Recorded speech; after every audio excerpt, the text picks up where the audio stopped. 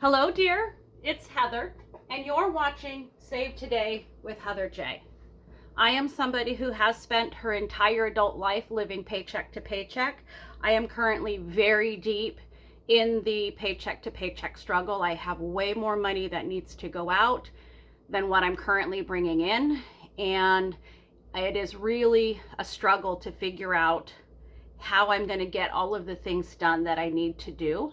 I am not yet at the point where I have savings, I have some comfort, I have a buffer built into my paycheck. So that is what this channel is about. It is about getting myself out of this paycheck to paycheck grind and getting myself into a better frame of mind. This month, the month of June and the month of July, has been very, very challenging for me, both financially as well as with my time commitments. And so because of that, today we're going to be going over what would normally be 3 separate videos, but it's essentially everything tied into paycheck number 1 for July.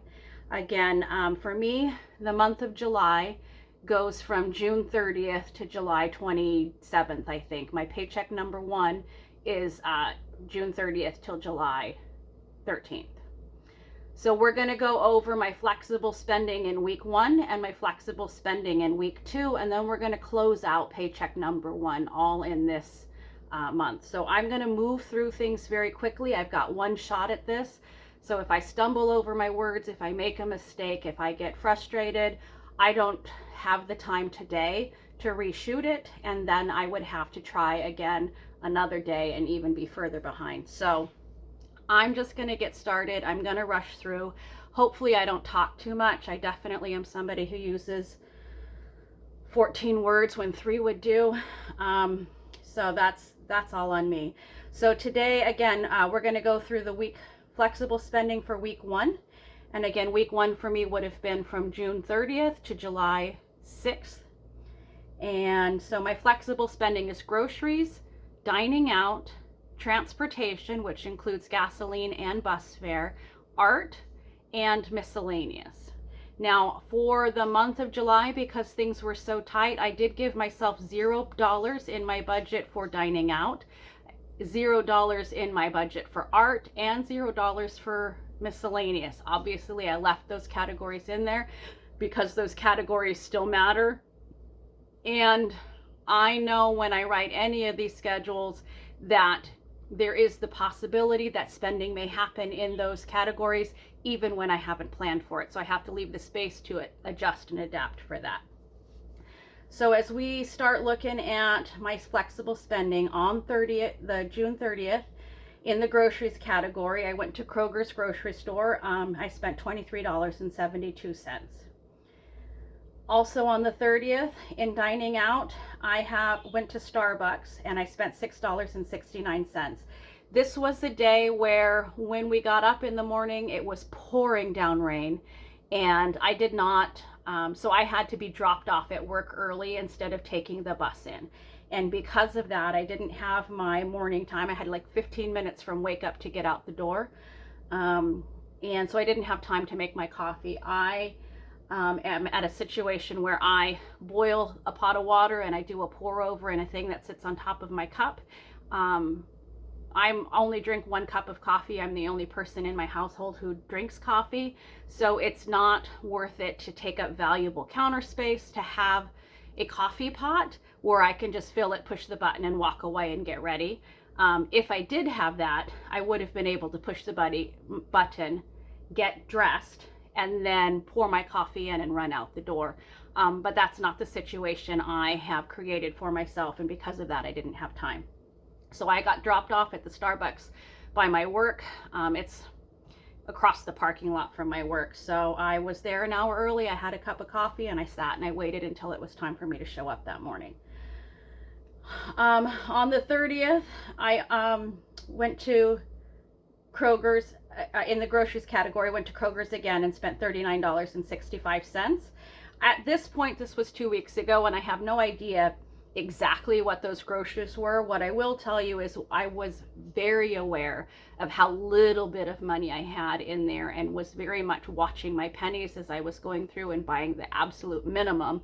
And unfortunately, when you're buying the absolute minimum, it's easy to forget some things, and then you get home and go, oh, that's right, like we're completely out of shampoo, I've got to go get that. So went back again. Then on the 1st, also in the groceries category, back at Kroger, spent $17.84. Then on the 3rd, groceries category, Kroger, $71.58. And this transaction would have been when I was getting meat to try and get us through the next couple of weeks. Meat costs quite a bit, and there's just no way of getting meat without spending, I couldn't get meat on at $23. That would have been probably milk and bread, or, whatever, something small. And then on the 5th, in the groceries category at Kroger, $7.47.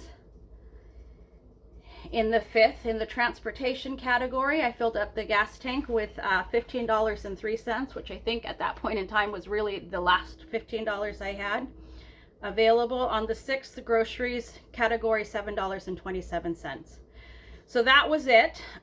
You'll recall I just said I only gave myself budget for groceries, for transportation in my flexible spending. So my dining out already was something I hadn't budgeted for. And I just said, when I set that up, I knew that that was a possibility. I wish I didn't have to spend the $6.69 on this one day. I wish I had chosen to give up valuable counter space for a coffee pot. It didn't work out that way. And the rest of the time, it's not an issue. So as we carry over my spending in the flexible category for week 1, groceries, I spent a total of $167.53. I have given myself an estimate of $110 a week, so $440 this month, which gave me a difference of $272.47 left to get me through the entirety of the month. In my dining out, again, I had 0, so I'm at negative $669. Transportation, I had $1603 this week. I just had that fill up, and I took the bus one time because 4th of July weekend happened to fall in this first week. My son, who works an office job, did not have to work Friday or Monday around the 4th of July. So I was able to use the car that entire weekend. I was scheduled to be off on Tuesday. Wednesday, somebody from work had to come and pick me up because there was an error and a miscommunication. No manager showed up, so I had to go in with my keys. Somebody came and picked me up for that. So I just had to take the bus Thursday of that week. And so then I still have the $143.97 left. I had given myself an estimate of $160, which I estimated would be full 4 fill-ups at $3.79 a gallon times 10 gallons plus bus trips. And then in my art, I have not spent anything in that category in week 1. And in my miscellaneous, I had not spent anything in that category in week 1. So then my week 1 spending total was $190.25. Leaving me with $409.75 to carry me through the entirety of the rest of the month. And so that is where we are at the end of week 1. I had given myself a total for the entire 4 weeks of $600 in flexible spending. That's not sustainable. There's no way a person can survive on that. But that's what I have to try and survive on this month. So then we're going to go back to my flexible spending for week 2, and we're going to see what I did here in week 2. So week 2 in my July budget is going to be from July 7th to July 13th. And so on the 7th, in the dining out category, we went to McDonald's and spent $12.04. Again, I gave myself 0 budget, but I knew there might be things that came up that I had to do that. On this particular day, we needed to go to the hospital and do some pre-op check-in kind of stuff, and that involved some blood work, and there wasn't time to make something prior to this appointment, and food needed to be in the stomach for some blood work and urine work and stuff like that. And so that there wasn't a situation of passing out during that, we did go and get a burger and a drink and spent $12.04 there. And then also on the 7th, another category I didn't do any estimate for was my miscellaneous category. Had to go to True Value and buy a fly swatter and some of those disgusting fly swirly glue traps. It's summertime, and we don't apparently have air conditioning in my the place I'm renting, and so there's we have a whole house fan, and there's a lot of windows being opened. It turns out the screens aren't really sealed very well, and the flies can actually crawl underneath the frame of the screen to get into the house. It's absolutely disgusting. It's incredibly uncomfortable. We absolutely needed a way to handle the flies, and so $3.94 to deal with that. On the 10th, in the groceries category, again at Kroger, $22.83.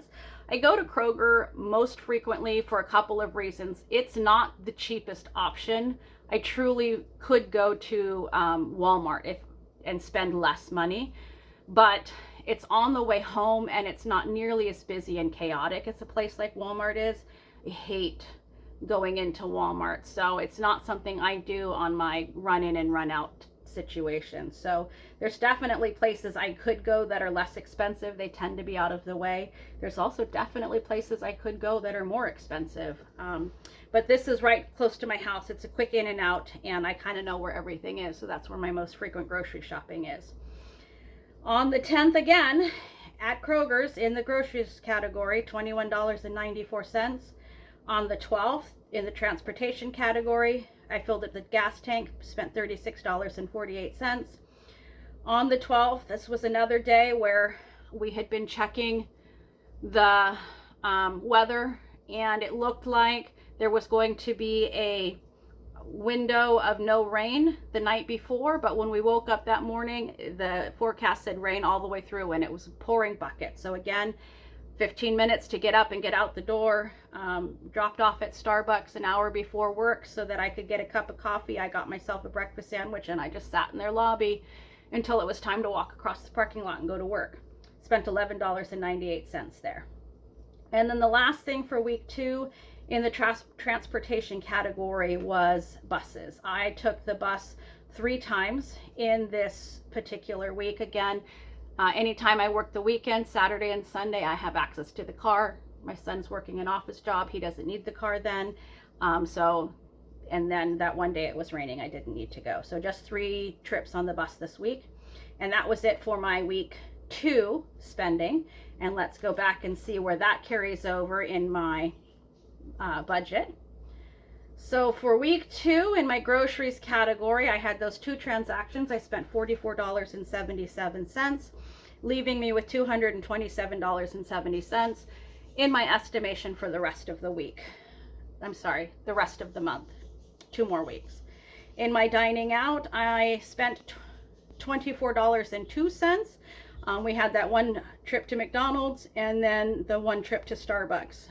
So now I'm at negative $30.71 in my budget for that. In transportation this week, I spent $39.48. I had given myself $160 for the month, so I have $104.49 left. In art, I still have not spent anything in the art category this week, so that stays at 0. Again, I don't foresee needing to spend anything on this particular month, but things can come up. And in miscellaneous, I had that 1 transaction for $3.94, which leaves me negative in that category because I didn't budget anything in there. So for week 2, I spent $112.21, leaving me with $297.54 to carry me through the rest of the month. So now let's go ahead and flip the page again, and let's close out paycheck number 1.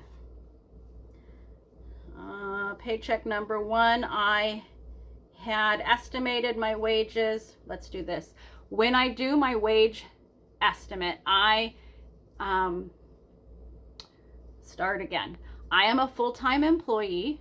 For my job, full-time is anywhere from 32 to 40 hours a week. I estimate 38 hours because at the moment I am working closer to the end, 40-hour end. There are periods where I have been closer to the 32, 33 hours, but that's not right now. When and if that ever happens, I will adjust my estimates based on that. But for right now, I'm estimating 38 hours a week times 2 weeks. I get paid $20.85 an hour, and I take out 25% for my taxes. I did just receive that 85 cents an hour increase in my wages, and at the same time, I also made a change to my insurance because I live in a state that does not have Kaiser, so my insurance had to change, which means my amount taken out had to change. So those things, two things, are having an impact on my taxes, and that might have to change from 25% to more as we go through. So I had estimated 1,185. You know, I don't notice these little strings poking out until we get on camera, and then all of a sudden I'm like, I can't even see what we're doing. I had estimated $1,188.45. I actually received $1,296.87 for an overage of $108.42. Thank goodness I got a little bit more because I need it. Again, I have this other category. I don't consistently have an other. I don't have a second job. I don't get child support. I don't have any kind of annuities, investments, things that I would be receiving annual or quarterly payments on. And so that is zero and will most often always be zero. This will be where if and when I get taxes, those will go in there. If and when I get birthday money or Christmas money that I choose to spend within my budget, and don't kind of consider that free money, that would go there. So my total estimate, again, $1,188.45. I received $1,296.87, which is over more than I thought by $108.42. Then my fixed expenses, that's all my bills, the things I'm required to pay whether I like it or not. Somebody else sets the rate and I have to pay it. I don't have a choice. So in this pay period, that was my rent at $853. That is exactly what I paid. My rent is $850. It's set up on auto pay, and auto pay takes a $3 service fee to do that. Having that set up and having to pay that fee is fine, because without it, when I'm left to my own devices to bring the money in there, I don't get it in time, and then I end up with $127.50 late fee. So as much as I'm annoyed that I'm required to pay this $3, it saves me $124. So whatever, just deal with that, Heather, because you're your own worst enemy, and that's going to save you. Then I had my phone bill this month. In June, I did not pay my phone bill, so I set that up on a payment arrangement for July. So in July, for the whole month, I have my June and July bill. This $47.30 was payment number 1 for my payment arrangement for my June bill, and that's exactly what I paid for my phone. And that was it for my fixed expenses. $900.30 was what it was estimated, and that's exactly what I spent, so no difference there. Then we get into my flexible spending, which I've already said is groceries, dining out, transportation, art, and miscellaneous. And so in groceries, those 2 weeks I estimated $220. I spent $212.30. So I spent $7.70 less than I had estimated. Go me. However, in dining out, I had estimated nothing, and I spent $30.71. So that's what I'm over budget there. Transportation, I had estimated $80, and I spent $55.51, which means I am under budget by $24.49. Art, I had no estimate and I spent nothing, so that was exactly right. And in miscellaneous, I had no estimate. I spent $394, so I'm over budget by $394. And so in my flexible spending, I had estimated spending $300. I actually spent $302.46. So I'm $2.46 over budget in my flexible spending. I'm honestly very surprised that it's only $246 here. Obviously, we all want to be where everything is in the green and we always have more money and we're never overspending. That's not where I'm at in my life right now, and that's absolutely not realistic when my month is as challenged, as tight as it is. I wish things were different. So my ending balance, we're going to go over, you know, all those totals. So again, 1188.45, 1296.87 over 108.42, 930 exactly the right, over by 246, which means I had initially set up this budget thinking I was going to be $11.85 over budget. And thankfully, because I did get this 108.42, I am $94.11 over. I have $94.11 left, which is $105.96 more than I thought I was going to have. So thankfully, as much as this was tight and as much as this sucked so badly, I am not doing too terrible yet with how this is carrying out. So we'll see how the next 2 weeks carries me through, and we'll see whether I get my U-Haul here or not, because that has been the other challenge with me this pay period. Is part of why it's been so tight is because we have a car repair that had to get dealt with, which was $3,440. We have a medical surgery situation where we have a $1,000 pre-surgery payment, and my U-Haul, which was estimated $2,667 to get those shipped to me. And then once they get shipped here, I'm going to have to pay movers. So clearly you just saw the budget. That money's not there. I'm relying on taxes, and probably going to have to get help from somewhere else, or I don't know, or I don't know. But that's where we're at with the budget for this month. Then again, because it's me, I need to bring some joy when things are that stressful and negative. I have my craft in the background. This month we're doing Christmas in July, and I have this stocking that I'm working on. Because this pay period is what it has been, very stressful mentally, and there were some crazy things going on at work with the 4th of July, and then with inventory and crazy work hours. I didn't really get anything else done on this project. Last time we talked, you saw I got this done. And so the only thing I wanted to really go over craft-wise today is, as you may have noticed as I'm talking about this, my little Jack Skellington doesn't have a head.